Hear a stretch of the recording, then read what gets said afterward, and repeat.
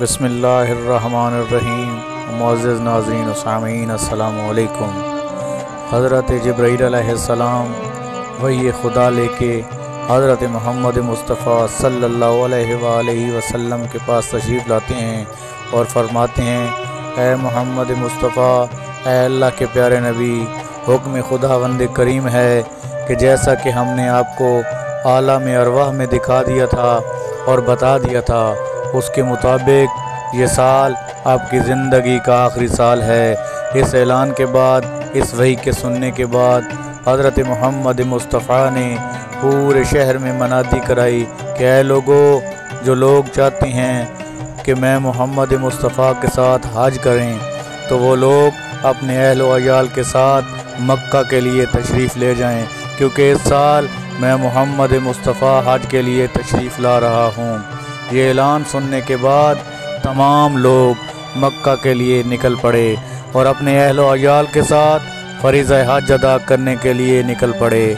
حضرت محمد مصطفیٰ اور آپ کے صحابہ اور آپ کے جانثار آپ کے ساتھ مکہ کی طرف چل پڑے۔ حضرت محمد مصطفیٰ نے اور آپ کے صحابہ نے حج کو ادا کیا۔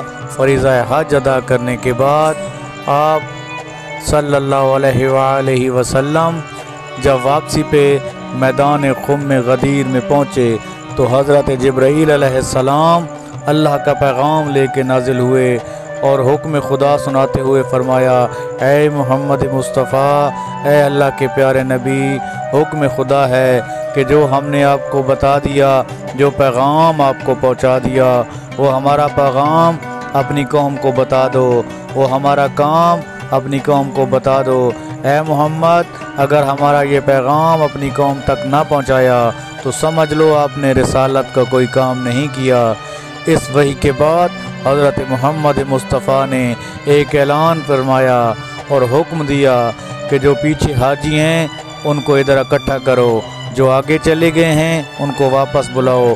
جب تمام حاجی غدیر کے میدان میں اکٹھے ہو گئے تو سب کو مخاطب کر کے فرمایا، اے لوگو، میں خطبہ حجت الوداع ادا کرنا چاہتا ہوں۔ تو لوگوں نے کہا، اس صحرا میں، اے محمد مصطفیٰ، اے ہمارے پیارے نبی، اس صحرا میں ممبر کیسے بنے گا؟ تو آپ صلی اللہ علیہ وآلہ وسلم نے کہا کہ میرا حکم ہے کہ اپنے اونٹوں سے پلان اتارو اور اس کا ایک ممبر بناؤ۔ ایسا ہی کیا گیا، اونٹوں سے پلان اتارے گئے اور ایک ممبر بنایا گیا۔ ممبر پہ حضرت محمد مصطفیٰ تشریف لائے اور فرمانے لگے، اے میری قوم، میں محمد مصطفیٰ ہوں، میں آپ کا نبی ہوں، میں آپ کا آخری نبی ہوں، میں نے اللہ کا پیغام آپ تک پہنچایا، میں نے اللہ کا تمام دین آپ تک پہنچایا اور اللہ کے اپنے تمام حکم آپ تک پہنچائے۔ اے لوگو، ہو سکتا ہے ان قریب میں آپ کے درمیان نہ رہوں، لیکن میں رہوں نہ رہوں، میرا پیغام باقی رہے گا، میرا حکم باقی رہے گا۔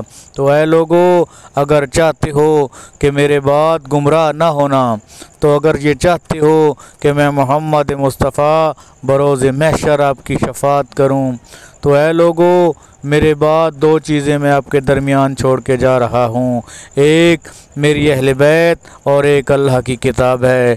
اے لوگو، ان سے وفا کرنا، ان سے محبت کرنا، ان دونوں کو ساتھ لے کے چلنا۔ اگر ان دونوں کو ساتھ لے کے چلو گے، میں بروز محشر، میں محمد مصطفیٰ آپ کی شفاعت کروں گا۔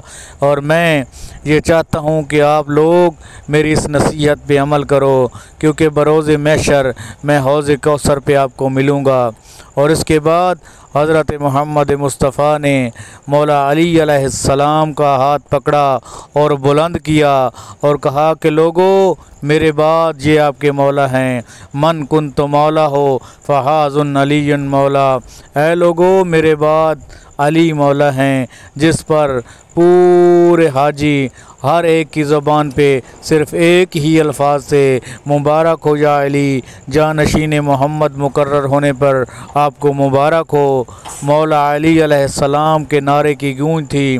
اور اس کے بعد حضرت محمد مصطفیٰ نے حکم دیا کہ ایک خیمہ نصب کیا جائے اور اس خیمہ میں مولا علی کو بٹھایا جائے اور تمام حاجی باری باری آ کے مولا علی علیہ السلام کی بیعت کریں۔